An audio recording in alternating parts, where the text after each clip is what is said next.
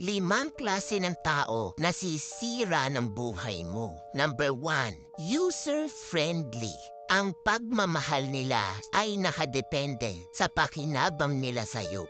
The friendship ends when the benefit stops. Number 2, reklamador. Magnanakaw ito ng peace of mind. Reklamo ng reklamo. Wala namang planong magbago. Number 3, blamer. Mahilig itong magturo ng sisisihin. Ipaparamdam niya sa'yo na ikaw ang guilty at laging mali.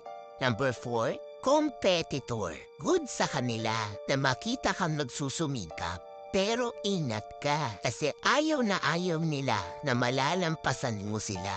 At number 5, abusado. Sasamantalahin ito ang iyong kabutihan, pagtitiwala at katapatan hanggang walang matira. Huwag mong i-expect na magbabago pa sila.